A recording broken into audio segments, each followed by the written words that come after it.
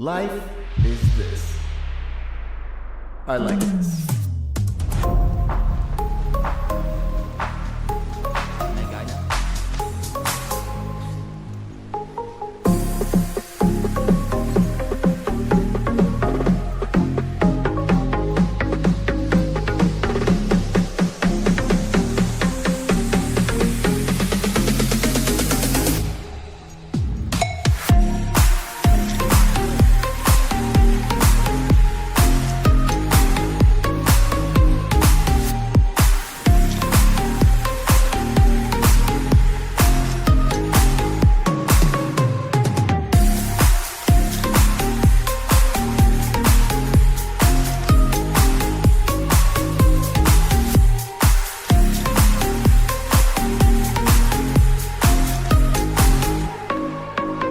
Hey everyone, Kwame here, back in with another video, and today I want to give you my thoughts on the Insta360 X4 from a photographer's perspective. Now, this isn't a review because I don't do reviews like that, but this is just my thoughts, having used it for the last few weeks now, what I think about it, and especially from someone who primarily deals with still images versus moving images, video versus pictures, tell you what I think about this thing. So first off, if you haven't seen my unboxing, I will leave a link down below, but this is the Insta360 X4. It's a 360 camera, as it sounds like. My thoughts overall is this is actually a really cool, fun device. And like I said earlier, I typically don't shoot a lot of video personally. I do it for the YouTube channel, and I will shoot some video when we're out and about, traveling and stuff. But on a daily basis, I'm taking pictures, whether it's with my phone, one of my cameras, or even one of these pocket action cameras, right? That's what I typically do. So to use the 360 camera was interesting. I kind of want to share with you how I shoot video, meaning I don't just set up a camera and just record everything. Usually I'm doing like 1 to maybe 2 minute clips, and the only time I'll go longer is if we're like on a hike and I want to record walking down a path or something like that, and then I'll go longer. But other than that, it's just really short clips. And that's the same way that I use this camera, is shooting short clips and then using the software, the Insta360 app, or the app on my MacBook Air to create videos. So from a photographer's perspective, let's talk about the picture quality. It's actually pretty good, right? You got to remember, this is a tiny sensor that you're using, but it's a really ultra wide lenses. You actually have 2 ultra wide lenses, and so you can do some interesting things. Obviously, you can take a 360 panoramic, which looks interesting. You can also just use the 2 cameras on their own to take pictures. And again, those will be 32 megapixel, 36 megapixel images, and they look pretty good. You can also down sample them to like 12 megapixels if you want to, but I had shot at the full 36 megapixel resolution, and it turned out pretty well. If you've been following my October challenge of taking a picture every day, one of the pictures for day 3 I actually posted using the Insta360. It was pretty cool. Again, you can get a different perspective that you can't get with you can get with a regular camera, but you have to have like an ultra wide lens just to do that. And I don't really take a lot of ultra wide images, so to have something like this is pretty cool. So from a video perspective, this is some of the most stable footage I've ever used, right? Like I was running at some point and it looked like I was walking. Like the video stabilization was really good. So, if you're looking for the most stable video out there, this is it. Now, obviously, 360 camera, you can do some really fun things with it. Like you can use it like a drone. You can, take a video and then pan around within the video. And again, you can do all this within the app, right? So you can make some really cool edits and really do some like fun things with this camera, things that you can't do with a regular action cam like this, or even a cell phone camera, right? There are some differences. However, I don't know from a pure photography perspective if it's worth buying something like this. And the only reason why I say that is because, again, I shoot primarily pictures, and so video is always like not an afterthought, but I don't really like, my first goal is to get it on in an image. And then, if I have time, I will shoot video. Obviously, having a puppy, right? I shoot a ton of video of what she's doing in and about the throughout the day. However, I wouldn't use this camera to shoot a lot of that video. I really use this camera if I wanted to vlog or, talk to the camera while walking out and about, or do like create a fun video while we're out hiking. Yeah, I used it for that. But the thing with the video for me, and this is just the way I see things, I never go back and look at my videos. Even the little like trip highlights that I put together using my phone or other things, I rarely go back and look at them. I look at my pictures all the time, like the iPhone and even on my Samsung phone. It's really good at like surfacing up old pictures and like memories and all that kind of stuff. But I don't do that with video. So for me, I never put a lot of time into creating a ton of videos. And even using this camera on the 360, like using it as a 360 camera, having to go in and edit the video later within the app or on the computer, it was a pain. It is a pain.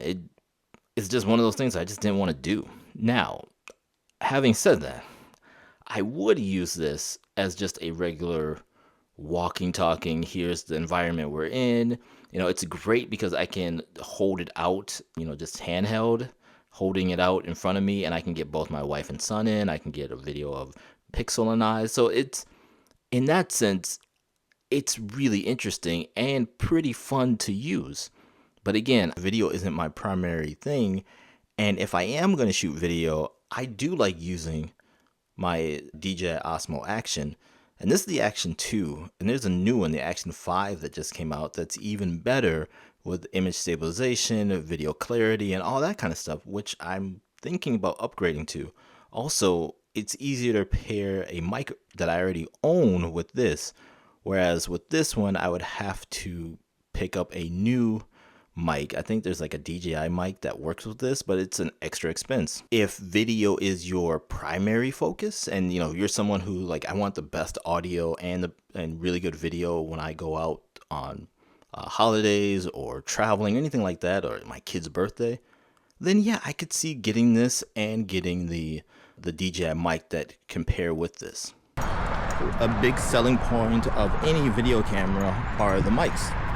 Clearly, this is aimed at the prosumer, consumer level person like me, someone who's not going to use this for professional work, but still wants to get really good pictures and video of my family and vacations and things like that. So this is a test to see how well the microphones are in an urban environment. Now, this is not the noisiest, but it's also not the quietest part of this trail. Also, having said that, there's the DJI Pocket 3, I believe, that again takes really good video because it has a mechanical gimbal, whereas this one there is a floating element within the cameras inside the lenses here, but it's not the same as like having the gimbal.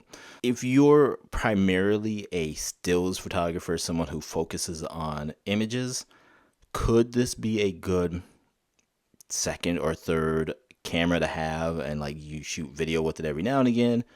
Absolutely.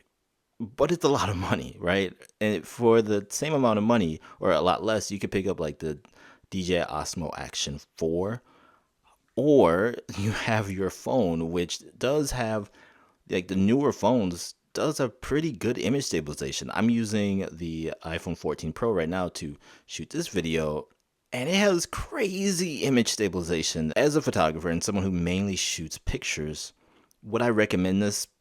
Yes and no. Yes, I would recommend it if you know there's going to be times you're going to use it. Like if you live around water and you want to get some really interesting pictures or video, in water, that kind of stuff. Yeah, this is great. You can get like a water house, but also it is water resistant up to a certain level, I believe. So yeah, you could do that. But again, there's extra costs. Like I think it's like $100 for the waterproof housing.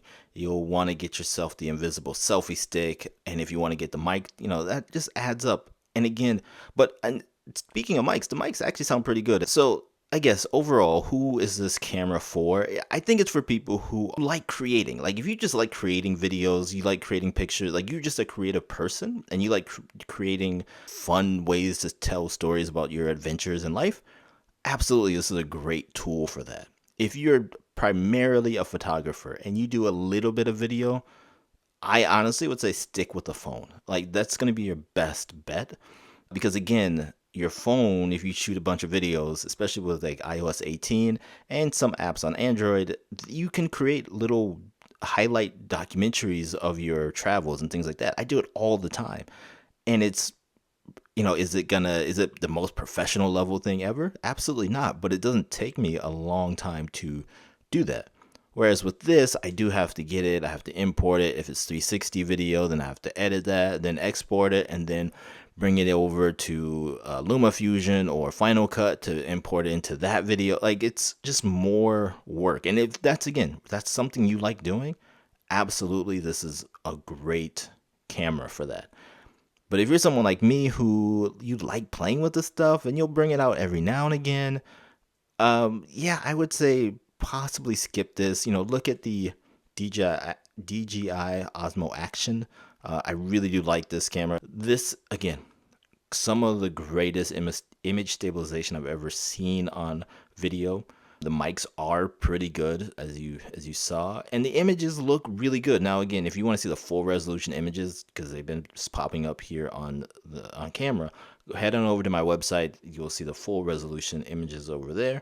And again, really good resolution, 36 megapixel resolution. Again, tiny sensor, so it's not the same as a APS-C lens camera or even your phone. Overall, it is fun to use. If you're in the market for an action camera and you want to do something other than just straight up, skydiving or anything type videos, you could do this. You could get a clip, put this on your backpack, use it that way. Again, I'm not the type of person that will turn on a video camera and just let it run for an hour and a half or anything like that, just because space, and I don't want to edit that video later looking for that right moment. It's like more, I'll shoot video here and there, but for me, I'm mainly focused on pictures. Having said all that, I will have links down below to the Osmo Action 5, and also a link down to my website. So if you are interested to seeing the full resolution video, I will have that there. I will also have a link to a 360 video that I shot on here, and you can look at it through YouTube. That's the other thing, like 360 video. It's in an interesting spot because yes, you can upload this on YouTube and look at it. You could get a AR VR headset, I believe, and somehow import the video that way and look at it. But that's really it. Like there's no real way of like really immersing yourself in the video. Like I think it could be cool in the next 5 to 7 years where these headsets are more realistic and you're not wearing like a helmet on your head, and maybe it's in some form of a glasses or something maybe. But I think 360 video is kind of like the 3D TVs that we used to have, where they're cool but it's just not all that practical. Thank you as always for watching this video. If you found this video helpful and you are interested in this type of content, please hit the like and subscribe button. This is what I do. I'm a dad, I'm a husband, I'm a dog owner, and that's what I take pictures and video of. Thank you as always for watching this video, and I will see you in the next one. Talk to you later. Bye bye.